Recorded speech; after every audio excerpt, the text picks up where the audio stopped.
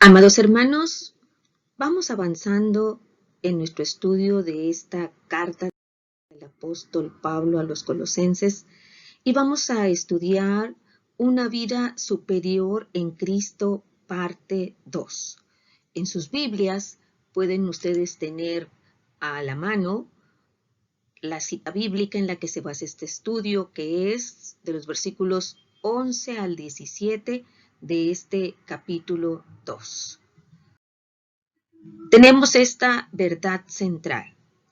Cristo sacó del camino la ley de las ordenanzas, que fue yugo para los judíos y muro de separación para los gentiles. En este sentido, la verdad central es parecida y complementaria a lo que estudiamos también en la carta del apóstol Pablo a los Gálatas. Como comentarios tenemos esta palabra que va a aparecer en nuestra base bíblica, la palabra anulando. La palabra anulando que se está observando en el versículo 14, en griego es exalepio o exaleipo, de ex fuera y aleipo untar. De aquí anular, borrar, lavar.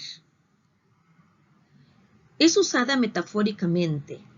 La palabra significa una supresión u obliteración, ya sea de pecados, como lo podemos ver en Hechos 3:19, de un decreto, como lo vamos a ver en esta lección en Colosenses 2:14, un hombre, como en Apocalipsis 3:5, o de lágrimas en Apocalipsis 21:4.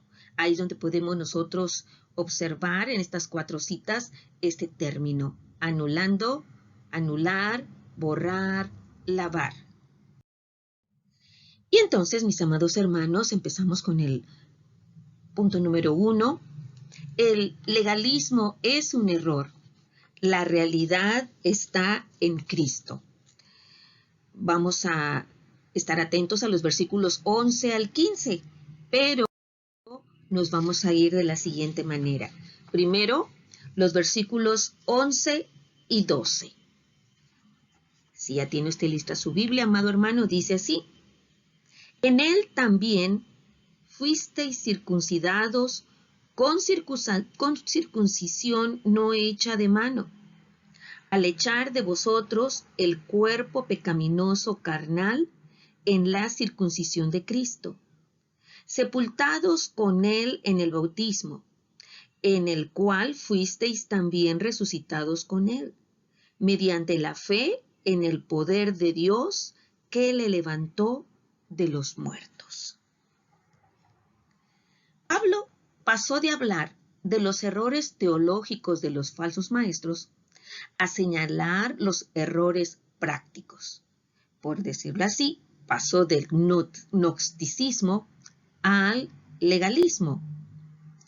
Los cristianos gentiles de Colosas no tenían necesidad de conformarse a las reglas y ritos judaicos como lo acabamos de ver aquí en el versículo 11, mi hermano, es la circuncisión. Porque en Cristo los creyentes han sido circuncidados. Esta circuncisión espiritual fue hecha por Cristo, no por el hombre, no por mano del hombre. De hecho, se trata de una crucifixión o de hacer morir el cuerpo, de acuerdo a lo que dice el versículo 11, pecaminoso. Hacer morir el cuerpo pecaminoso, esa es una circuncisión del corazón. Lo podemos leer en Romanos 2:29 y Efesios 2:11, que a la letra dice así. Romanos 2:29. Sino que es judío el que lo es en el interior, y la circuncisión es la del corazón, en espíritu, no en letra, la alabanza del cual no viene de los hombres, sino de Dios. Efesios 2:11 lo leímos y dice, por tanto, acordaos de que en otro tiempo vosotros, los gentiles en cuanto a la carne, erais llamados incircuncisión por la llamada circuncisión hecha con mano en la carne. Entonces se está refiriendo a una circuncisión espiritual en el corazón del hombre. Su cuerpo pecaminoso carnal, en griego literalmente es la muerte, la mente carnal. Colosenses 2:18, en el versículo 18, que va a ser el versículo del próximo tema, dice así: nadie os prive de vuestro premio, afectando humildad y culto a los ángeles, entremetiéndose en lo que no ha visto, vanamente hinchado por su propia mente carnal. Entonces aquí el cuerpo pecaminoso es la mente carnal de Colosenses 2:18. Dice, fue decisivamente hecho a un lado por la muerte y resurrección de Cristo. Lo que la gente era en Adán, pecaminosa, caída y corrupta, con un corazón negro, fue destruido por el Señor. Ahora, en Cristo, el creyente es una nueva creación. Nos acordamos de este versículo tan hermoso que muchos lo sabemos de memoria, 2 Corintios 5:17, que dice, de modo que si alguno está en Cristo, nueva criatura es. Las cosas viejas pasaron. He aquí, todas son hechas nuevas. Y por tener una nueva cabeza, con mayúscula, haciendo referencia a Cristo, el creyente tiene una nueva autoridad para su vida. No la ley de Moisés, como en el caso de los judíos, con su circuncisión hecha en carne, sino la vida de Cristo. Esa es la nueva autoridad en nosotros. Las palabras echar de, que leemos en el versículo, más adelantito en el versículo 11, provienen del sustantivo apekdisei, que significa total separación de, que aparece solo aquí en el Nuevo Testamento. Porque dice, al echar de vosotros el cuerpo pecaminoso carnal. Esta ruptura con la vida antigua ocurre en el momento de la salvación, cuando el creyente es crucificado con Cristo y es sepultado con Él.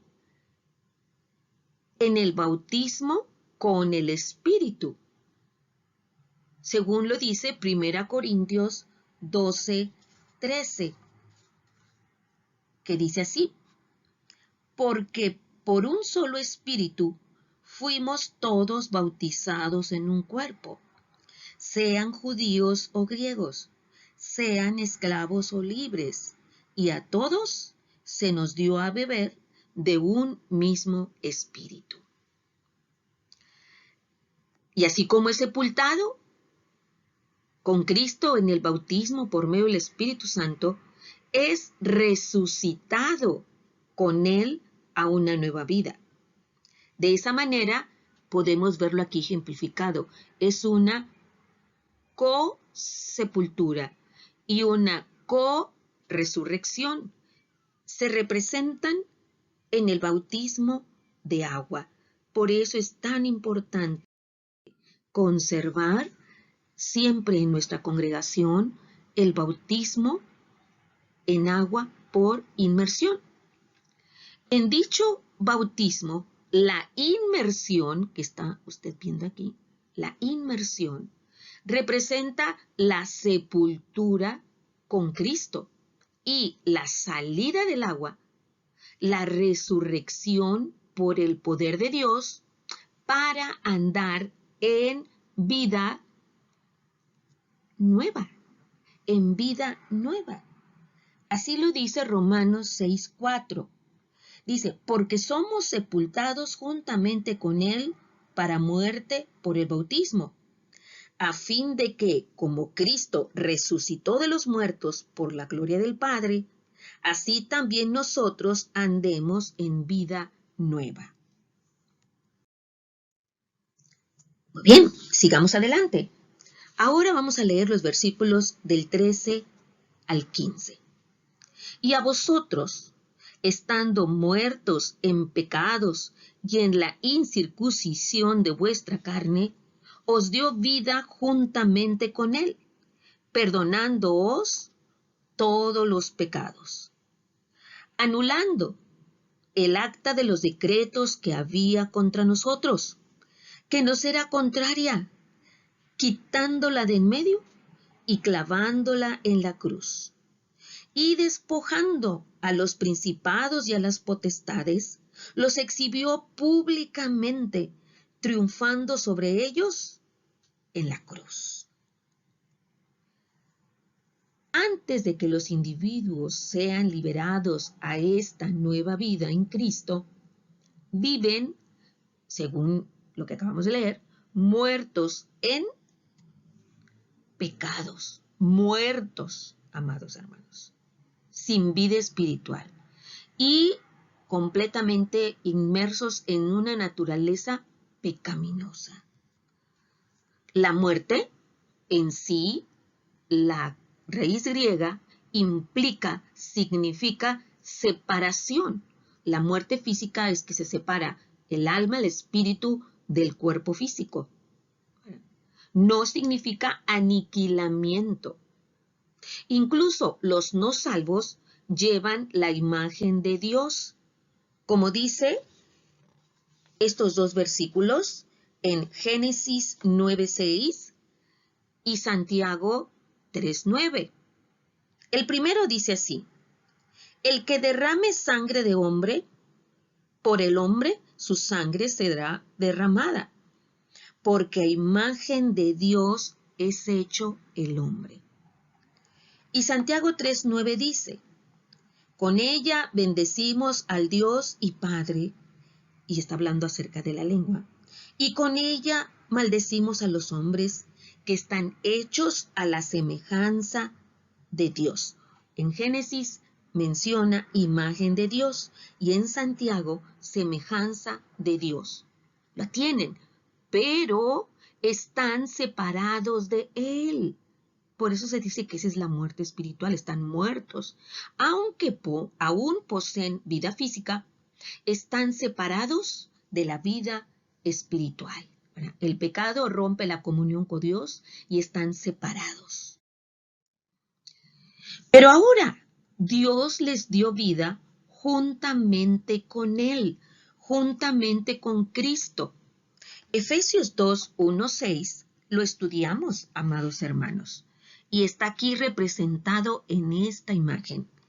Este pasaje dice así: y Él os dio vida a vosotros, cuando estabais muertos en vuestros delitos y pecados, en los cuales anduvisteis en otro tiempo, siguiendo la corriente de este mundo, conforme al príncipe de la potestad del aire, el espíritu que ahora opera en los hijos de desobediencia, entre los cuales también todos nosotros vivimos en otro tiempo, en los deseos de nuestra carne, haciendo la voluntad de la carne y de los pensamientos. Y éramos por naturaleza hijos de ira, lo mismo que los demás. Pero Dios, que es rico en misericordia, por su gran amor con que nos amó, aun estando nosotros muertos en pecados, nos dio vida juntamente con Cristo. Por gracia sois salvos. Y juntamente con Él nos resucitó, y asimismo nos hizo sentar en los lugares celestiales con Cristo Jesús. Entonces, Dios les dio vida juntamente con Él. El mismo poder, aparece el término griego energeian, potencia, que levantó a Cristo de los muertos, es ese mismo poder el que le da a los creyentes vida espiritual. Esta nueva vida surgió cuando Dios nos perdonó todos los pecados, porque Él canceló, completamos la frase, hermanos, Él acta de los decretos que había contra nosotros. Ante la ley de Dios, que es su código escrito, las personas están condenadas. La ley de Dios, la que está en el Antiguo Testamento. Romanos 3:19 dice, pero sabemos que todo lo que la ley dice, lo dice a los que están bajo la ley, para que toda boca se cierre y todo el mundo quede bajo el juicio de Dios. Las personas están condenadas. ¿Por qué? Porque infringen la ley de Dios. Dice, por eso la ley les es contraria. Son deudores. Pero en Cristo, Él con su vida perfecta cumple la ley. De acuerdo a lo que dice Romanos 8:2. Dice así, porque la ley del Espíritu de vida en Cristo Jesús me ha librado de la ley del pecado y de la muerte. Él nos libró.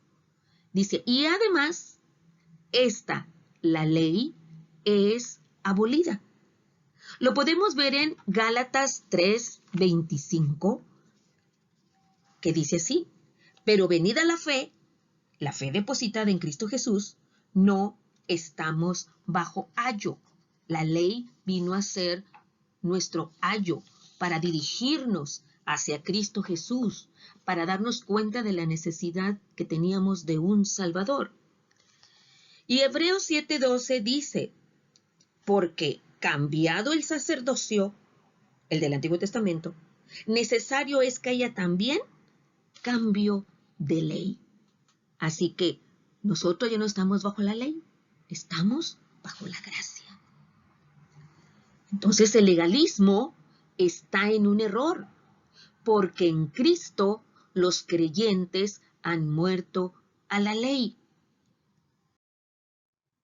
Jesús cumplió sus demandas en su vida, en toda su vida, y en su muerte.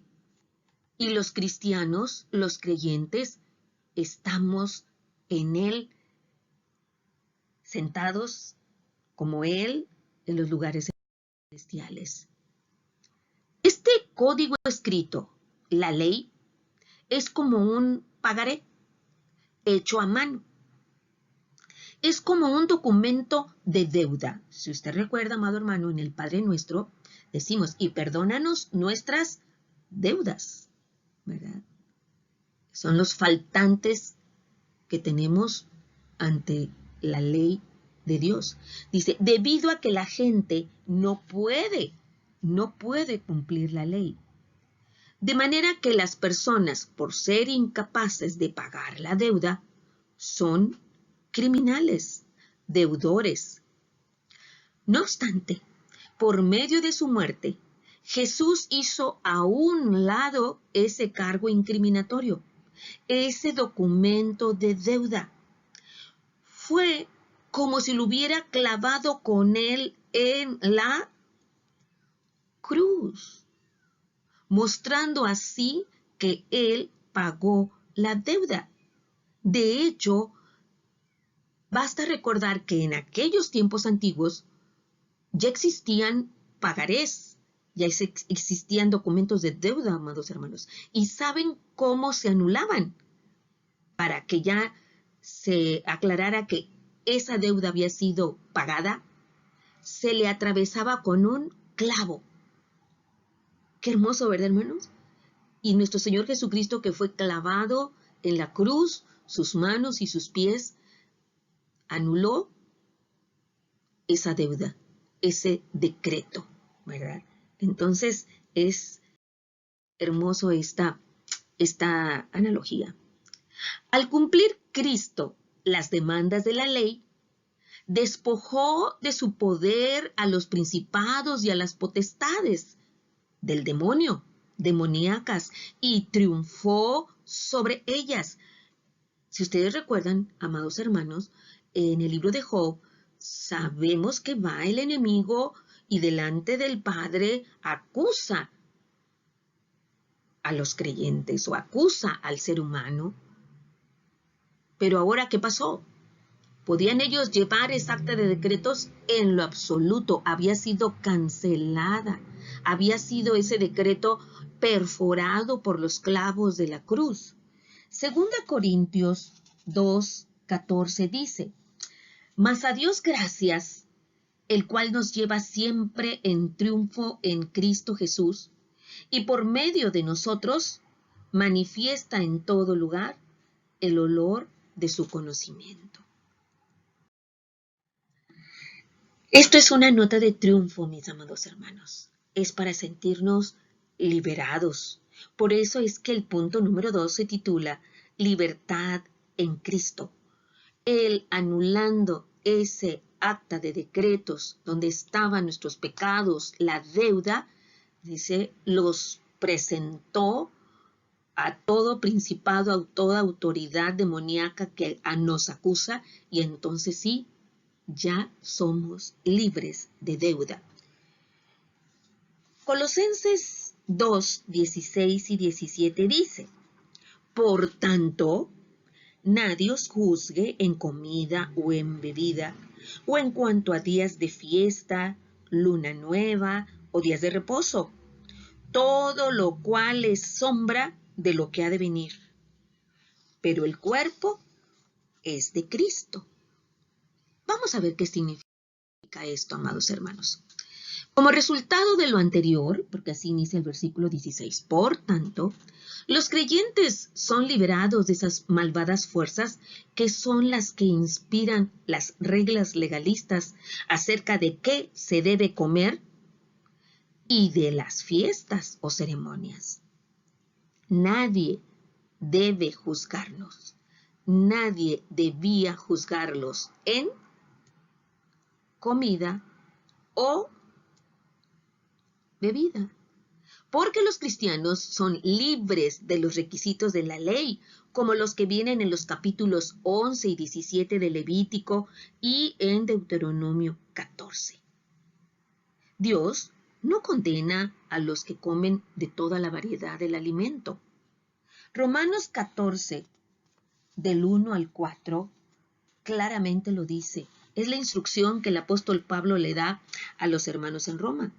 Dice: Recibid al débil en la fe, pero no para contender sobre opiniones, porque uno cree que se ha de comer de todo. Otro, que es débil, come legumbres. El que come no menosprecia al que no come, y el que no come no juzgue al que come, porque Dios le ha recibido.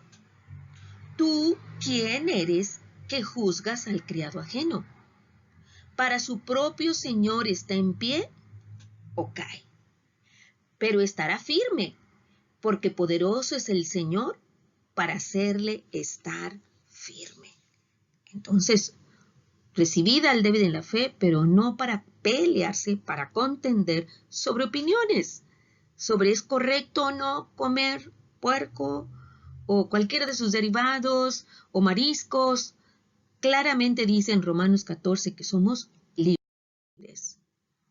De hecho, él dice que todos los alimentos pueden comerse debido a que, según 1 Timoteo 4:3, hablando de los tiempos futuros, le escribió el apóstol Pablo a Timoteo así: en aquellos tiempos prohibirán casarse y mandarán abstenerse de alimentos que Dios creó, para que con acción de gracias participasen de ellos los creyentes y los que han conocido la verdad. Entonces completamos. Esos alimentos los creó para que con acción de gracias participasen de ello los creyentes y los que han conocido la verdad. Podemos comer de todo con acción de gracias. Pablo escribió que la enseñanza que prohíbe los alimentos, esto es, doctrina de demonios. 1 Timoteo 4:1 dice, pero el Espíritu dice claramente que en los postreros tiempos algunos apostatarán de la fe, escuchando espíritus engañadores y a doctrinas de demonios. Después de 4:1 sigue este 4:3, ¿verdad? Donde prohíben comer ciertos alimentos, dice. Estos demonios mismos que fueron desarmados por Cristo. Esta liberación tiene que ver también con la observancia de, según el versículo 16, completamos ese versículo 16, hermanos, que dice, días de fiesta, luna nueva o días de reposo, que sería el sábado. Quienes quieren llevar a los creyentes, a los cristianos, a la sujeción a la ley, hacen distinciones artificiales entre lo que ellos llaman la ley ceremonial y la ley moral. Y por lo tanto dicen que el sábado no ha sido abolido, pero esto es un artificio, algo que ellos inventaron y que no viene en la palabra. La falsedad de esta afirmación se ve en las siguientes verdades. Veamos cuántas son y cómo están descritas. Número 1. El mandamiento, aquí están los mandamientos. El mandamiento acerca del día de reposo es el único de los 10 que no se repite en el Nuevo Testamento. Quedó aprobado. 2. Los primeros cristianos, siguiendo el hecho de que tanto la resurrección como aparición de Cristo fueron en domingo, según lo leemos, mis amados hermanos, en Marcos 16:1 y Juan 20:1 son muy semejantes. Escuchen. Cuando pasó el día de reposo, María Magdalena, María la madre de Jacobo y Salomé compraron especies aromáticas para ir a ungirle. Y después del día de reposo es el primer día de la semana, que para nosotros sería el domingo. Juan 20:1. El primer día de la semana, domingo, María Magdalena fue de mañana, siendo aún oscuro, al sepulcro y vio quitada la piedra del sepulcro. Entonces, apareció el Señor Jesucristo en domingo. Y por lo mismo, por ello, se reunían el primer día de la semana. Veamos Hechos 27. El primer día de la semana, reunidos los discípulos para partir el pan, Pablo les enseñaba, habiendo de salir al día siguiente, y alargó el discurso hasta la medianoche. 1 Corintios 16:2. Cada primer día de la semana, cada uno de vosotros ponga aparte algo. Era el día de reunión, ¿verdad? Ponga aparte algo según haya prosperado, guardándolo para que cuando yo llegue no se recojan entonces ofrendas. 3. La Biblia no hace distinción entre la así llamada ley moral y la ceremonial. Entendamos que esta distinción o división en la ley no fue hecha antes del siglo XIII. O sea, muy pasado ya el tiempo. 4. Este pasaje de Colosenses explícitamente condena a quienes ordenan la observancia del sábado. Y número 5, como Pablo lo dice, la ley del Antiguo Testamento, toda la ley, lo podemos encontrar como Pablo usaba figuras para representar la ley.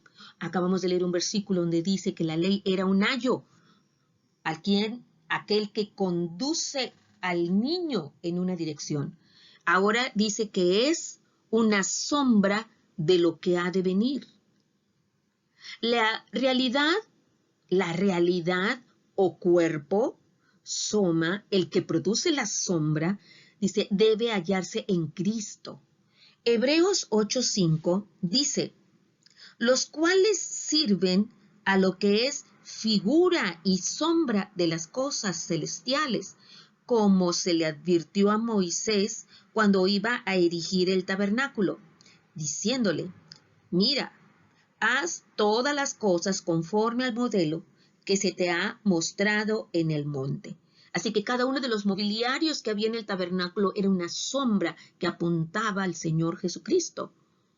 Y Hebreos 10:1 dice, porque la ley, teniendo la sombra de los bienes venideros, no la imagen misma de las cosas, nunca puede, por los mismos sacrificios que se ofrecen continuamente cada año, hacer perfectos a los que se acercan. Así que la ley es una sombra que va apuntando al Señor Jesucristo. Él, Jesucristo, cumplió lo que el Antiguo Testamento prefiguraba. Véase Mateo 5:17, dicho por el Señor Jesús. No penséis que he venido para abrogar la ley o los profetas. No he venido para abrogar, sino para cumplir. Y esta cita de Romanos 8:3 y 4 también lo afirma. El pasaje dice, porque lo que era imposible para la ley, por cuanto era débil por la carne, Dios, enviando a su Hijo en semejanza de carne de pecado, y a causa del pecado, condenó al pecado en la carne, para que la justicia de la ley se cumpliese en nosotros, que no andamos conforme a la carne, sino conforme al Espíritu. Una sombra, aquí, sombra de lo que ha de venir, en griego es skia. Es solo una imagen proyectada por un objeto que representa su forma concreta. Una vez, mire hermano, una vez que uno se encuentra con Cristo, el cuerpo de Cristo, ya no necesitamos la sombra. Una vez que el ayo nos ha llevado al Señor Jesucristo, que es la ley, ya no necesitamos al ayo. Nos encontramos con el mismísimo Cristo Jesús. Aplicación del estudio. Tomamos las palabras de Krishna Ral cuando dice, Jesús tomó cuerpo por ti, tu culpa llevó, tus grilletes rompió, liquidó toda tu terrible deuda. ¿Cómo puedes tú olvidar tal amor? Este verso nos lleva a reflexionar acerca del precioso regalo que nos otorga el Señor Jesucristo, dándonos el Espíritu Santo para que podamos entender esta palabra y estar atentos, mis amados hermanos, de que así como surgió en el tiempo de la iglesia de Colosas, ese ataque a la iglesia a través de querer nuevamente sujetar a los creyentes a la ley, acuérdense que no tan solo fue la iglesia de Colosas, la iglesia de los Gálatas también ya había caído. Entonces, Pablo alerta presentándoles las verdades que Dios le había revelado a Pablo y que por medio del Espíritu Santo las podemos comprender hoy. Que Él selle estas verdades en nuestro corazón. Dios les bendiga.